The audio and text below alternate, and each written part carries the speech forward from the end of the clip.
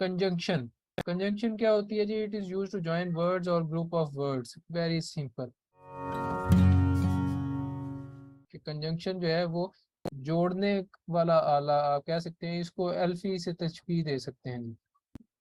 जोड़ने वाला parts of speech जो है वो है जनाब कंजंक्शन। ठीक है जी।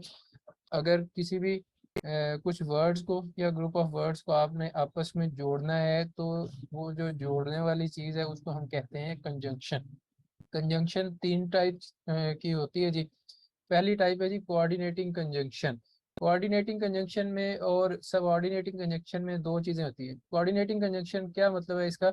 इसमें दो ब्लॉक्स होंगे। लाइक ये वर्ड्स का पहला ब्लॉक है और ये वर्ड्स का दूसरा ब्लॉक है। ठीक है। ये दोनों इक्वल हो सकते हैं या फिर यूं कह लें कि इनका इक्वल वेट है या इक्वल इम्पोर्टेंस है। इस तरह के वर्ड्स के ग्रुप को जोड़ने के लिए जो कंजंक्शन इस्तेमाल होती है उसको हम कहते हैं जी कोऑर्डिनेटिंग कंजंक्शन। ठीक है जी।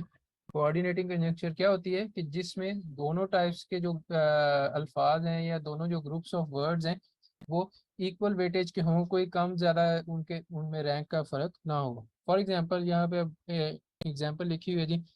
ही felt uneasy but did not leave the job.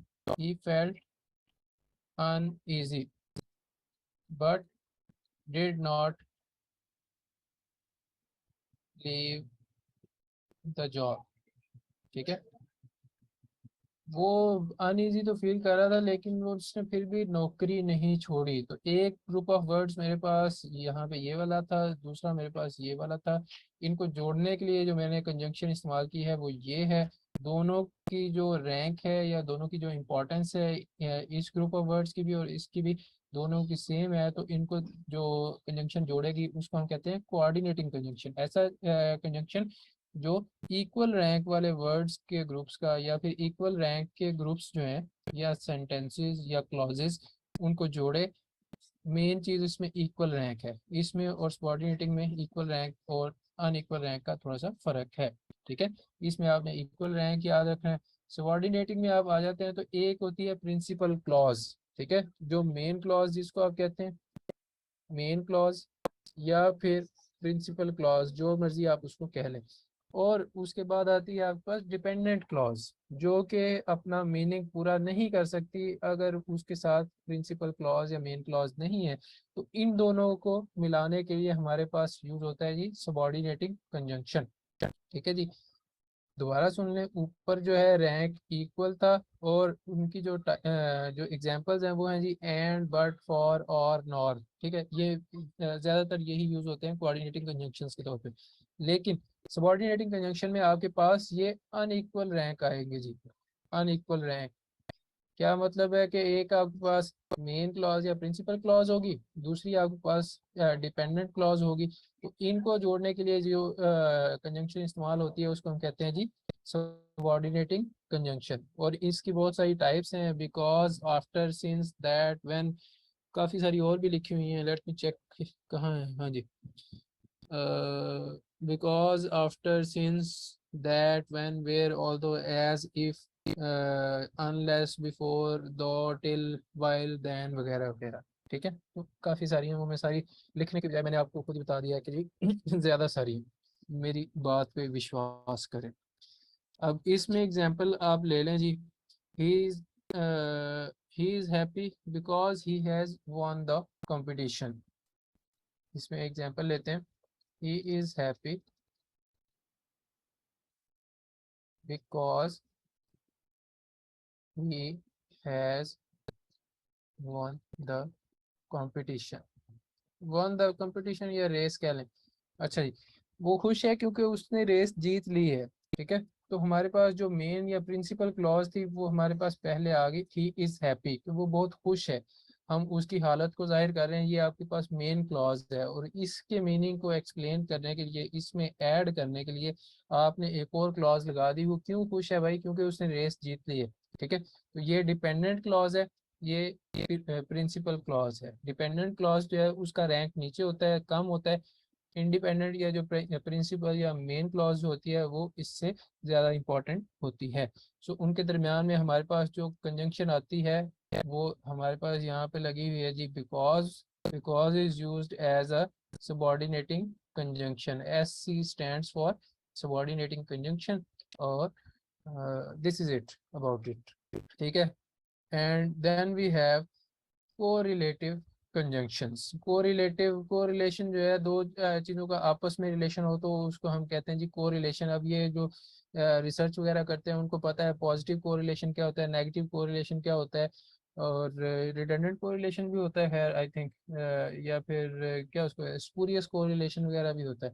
ठीक है, तो वो दो चीज़ों का आपस में रिलेशन बताती है कि आया कि एक चीज़ दूसरे पे डिपेंडेंट है या नहीं है, इसको चेंज करने से दूसरे को फ़र्क पड़ता है या नहीं पड़ता। तो कोरिलेटिव कंजंक्शंस जो है ऐसी कंजंक्शंस जो कि पेयर्स में आती हैं। ठीक है, पेयर्स में, ये पेयर्स में आती हैं, ये अकेले यूज जो है बहुत कम होती है। फॉर एग्जांपल बोथ है, like both Ali and Usama went to see a movie. ठीक है, both Ali and Usama went to see the circus. Movie आप वॉच करते हैं, सी सी जो है हम नॉर्मल जो लाइक बोल चाल वाली इंग्लिश होती है उसमें यूज़ करते हैं, लेकिन एकेडमिक में आप you watch the movie, you watch the TV. ठीक है, अच्छा, तो both Ali and Usama went to see the circus. मकसद क्या है आपको बताने का कि जनाब इसमें बोथ और एंड जो हैं ये को रिलेटिव कंजंक्शंस हैं, ये इकट्ठे आते हैं या पेयर्स में आते हैं। इसी तरह इधर ही और I am to blame for this mess. ठीक है, इस सारे गंद के लिए या वो या मैं जिम्मेदार हूँ। ठीक है, तो इधर और जो है ये भी आते हैं जनाब पेयर्स में। Neither neither Ahmad nor Bisma has done her work. ठीक है, ये आपने रूल ऑलरेडी पढ़ लिया होगा 80 करेक्शन रूल्स के बारे में कि नीदर नॉर के बाद जो है जो आपके पास अगर प्रोनाउन जो है वो आना है वो आएगा उसके नज़दीक तरीन नाउन का, या नज़दीक तरीन यहाँ पे मेरे पास बिस्मा है तो इसके साथ ये वाला। ठीक है, आई होप कि इसी तरह है, मैं गलत नहीं कर रहा। नीदर नॉर जो है ये भी आपके पास पेयर में आते हैं। And last but not the least, not only के साथ बट ऑल्सो है। Not only did he steel but also he started blaming us। ना सिर्फ ये कि उसने खुद चोरी की है बल्कि वो हमें ब्लेम करना शुरू हो गया। ठीक है, तो इस केस में भी आपके पास दो को रिलेटिव कंजंक्शंस आती हैं जिनको आप कहते हैं जी वो नॉट ओनली है। उसके बाद में जब यहाँ पे आएंगे पहले जुमला आपका मतलब पॉज होता है तो उसके बाद बट ऑल्सो आएगा। ठीक है जी, क्लियर है, कोई कंफ्यूजन इसमें? कोई कंफ्यूजन नहीं हुआ? आज तो बच्चे बड़े होशियार और लाइक बैठे हुए हैं।